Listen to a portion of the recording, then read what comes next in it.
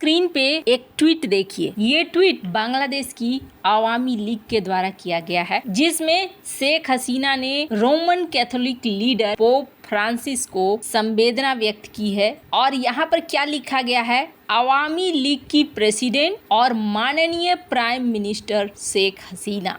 22 अप्रैल को आवामी लीग के official page से इस बात की घोषणा की गई है। क्या शेख हसीना वापस बांग्लादेश लौट पाएंगी? और बांग्लादेश में अब नया क्या चल रहा है? भारत के द्वारा लिए गए एक्शन का असर तो दिख ही रहा है। वहीं क्या म्यांमार का विद्रोही गुट बांग्लादेश के अंदर 10 किलोमीटर तक पहुंचा था? क्या है सच? जियोपॉलिटिक्स में बहुत कुछ चल रहा है। हमेशा की तरह CIS न्यूज नेटवर्क के इस एपिसोड में जानने को मिलेगा बहुत कुछ। आइए जानते हैं इन खबरों को विस्तार से। बांग्लादेश की आवामी लीग के पीछे किस तरीके से नहा धोकर यूनुस और यूनुस की टीम पड़ी हुई है, ये सबको दिख रहा है। लेकिन इन सब के बीच में मानना पड़ेगा कि आखिरकार शेख हसीना एक बार फिर से अपने आप को बांग्लादेश में उतारने की तैयारी कर रही हैं। और कहा जा रहा है कि कुछ इलाकों में छिटपुट तरीके से अब आवामी लीग के कार्यकर्ता इकट्ठा भी हो रहे हैं और प्रदर्शन भी कर रहे हैं। ये दूसरी बार है जब किसी बड़ी घटना के बीच में आवामी लीग की प्रेसिडेंट शेख हसीना ने अपने आप को बांग्लादेश के प्राइम मिनिस्टर के तौर पर पेश किया है। पहली बार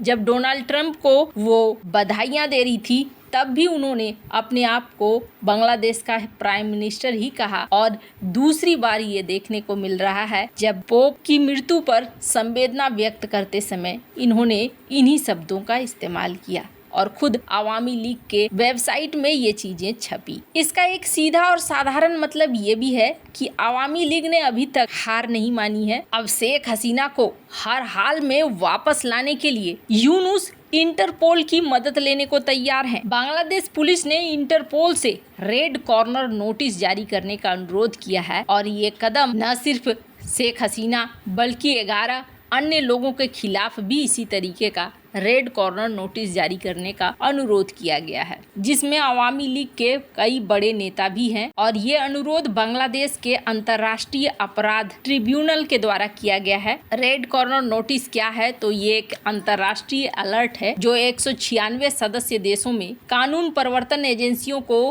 हिरासत में लेने का अनुरोध करता है। हालांकि इसका मतलब ये नहीं है कि इंटरपोल की तरफ से अगर नोटिस आ गया तो गिरफ्तारी वारंट होगा। अगर ये नोटिस जारी रहता है तो गिरफ्तारी की संभावना बनती है, लेकिन चूंकि दुनिया इस वक्त जानती है कि शेख हसीना भारत में है और भारत से प्रत्यर्पण की मांग भी करी है बांग्लादेश ने, पर अभी तक उसको लेकर कोई आगे कदम नहीं बढ़ा है। तो एक तरफ जहां शेख हसीना वापस लौटने का प्लान बना रही हैं, हालांकि ये बहुत आसान नहीं होने वाला है, लेकिन धीरे धीरे बांग्लादेश के अंदर उस तरह की परिस्थितियां बनती हुई दिख रही हैं। अब इसका एक सबसे बड़ा उदाहरण देखिए, बांग्लादेश का एंटी इंडिया रवैया अब उनके देश के लिए किस तरीके से घातक साबित हो रहा है। जब महामारी का समय था तब दुनिया भर की अर्थव्यवस्थाएं बुरी तरीके से ठप होने लगी थी और उस समय बांग्लादेश की भी अर्थव्यवस्था ठप हो रही थी। लेकिन बांग्लादेश के लिए एक प्लस पॉइंट था कि उस समय देश विदेश में मास्क की मांग खूब हो रही थी और बांग्लादेश के पास उस तरीके से सप्लाई चेन नहीं था। तब उन्होंने भारत से बात किया था।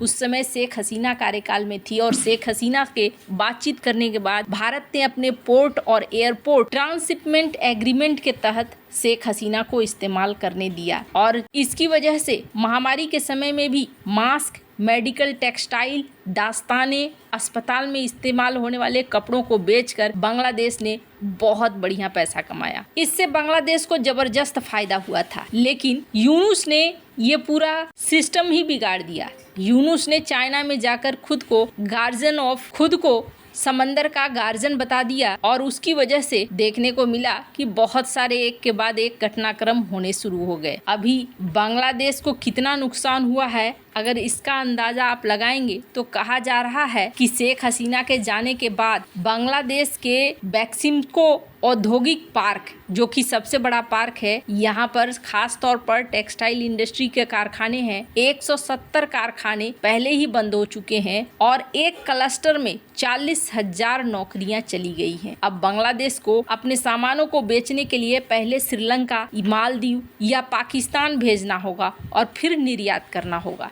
लेकिन इसमें भारी भरकम खर्च आएगा, जिससे बांग्लादेशी सामान महंगे हो जाएंगे और इंटरनेशनल मार्केट में बिक्री कम हो जाएगी। ये एक बहुत ही बड़ा कदम है जो यहाँ बांग्लादेश के ऊपर उठा है और खुद बांग्लादेश के गारमेंट इंडस्ट्री के लोग इस बात को कहते हैं कि हमारी माल ढुलाई लागत बढ़ जाएगी, हमारा लीड टाइम बढ़ जाएगा और हमारा कंपटीशन करने की क्षमता जो है वो भी कम हो जाएगी। बांग्लादेश की कुल आबादी का एक बड़ा हिस्सा गारमेंट इंडस्ट्री में काम करता है और उसके साथ परिस्थितियां कुछ ऐसी बन रही है और इन सब के पीछे जिम्मेदार कौन है? तो जिम्मेदार है जो कूटनीति, जो नीति चल रही है बांग्लादेश की अभी की अंतरिम सरकार के तरफ से। वैसे मुसीबत सिर्फ यही नहीं है, अमेरिका भी अगर पीस कीपिंग फोर्स अपने अनुदान को कम कर देता है, जैसा कि डोनाल्ड ट्रंप की बातों से ऐसा अनुमान लगाया गया है कि हो सकता है अमेरिका आने वाले दिनों में यूएन पीस कीपिंग फोर्स में अपने फंड को कम कर दे, जहां पर अलग अलग आयोजनों में बांग्लादेश ने 1,80,000 सैनिकों की तैनाती करी थी और बांग्लादेश को अच्छा खासा फायदा भी हो रहा था।